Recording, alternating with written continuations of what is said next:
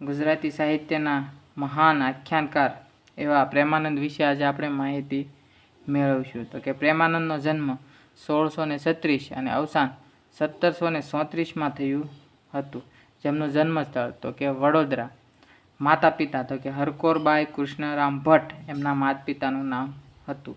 ગુરુનું નામ હતું રામચરણ.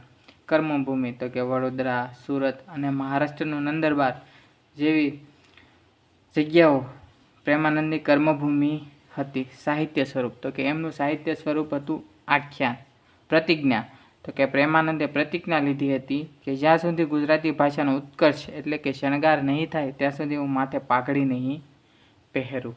બિરુદ તો કે મહાકવિ પ્રેમાનંદ, આખ્યાન શિરોમણી, માણભટ્ટ, ગાગરિયા ભટ્ટ અને આખ્યાનકાર જેવા બિરુદ મહાકવિ પ્રેમાનંદને મળેલા. મહાકવિ પ્રેમાનંદની સાહિત્ય કૃતિઓ જોઈએ તો કે લક્ષ્મણાહર પ્રથમ આખ્યાન, ઓખાહરણ તો કે ચૈત્ર માસમાં ગવાય, દશમસ્કંદ તો કે ચતુર્માસમાં ગવાય, શ્રાદ્ધ કૃતિ શ્રાદ્ધ પક્ષમાં ગવાય, સુદામા ચરિત્ર જે શનિવારે ગવાય, હુંડી તો કે રવિવારે ગવાય. આ ઉપરાંત તેમણે રણયજ્ઞ અને ભ્રમર 25ની પણ રચના કરી હતી.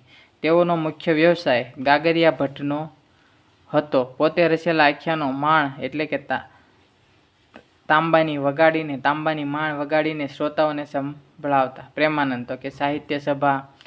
પ્રેમાનંદ સાહિત્ય સભા તો કે વડોદરામાં આવેલી છે, જેમની સ્થાપના 1944માં થઈ. દર 2 વર્ષે ગુજરાતી સાહિત્યમાં શ્રેષ્ઠ સર્જન માટે આ પુરસ્કાર આપવામાં આવે છે 1944થી.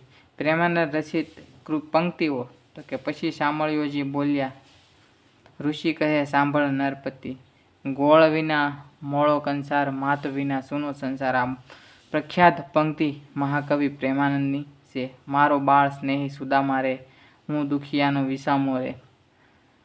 આટલી પંક્તિઓની રચના ઘણી પંક્તિઓ છે, પણ આમાં મહત્વની પંક્તિઓ આપણે લીધી છે. જો તમને વિડીયો પસંદ આવે તો લાઇક, શેર અને આપણી ચેનલને સબસ્ક્રાઈબ કરવાનું ભૂલશો નહીં. મળતા રહીશું નવા જ વિડીયો સાથે.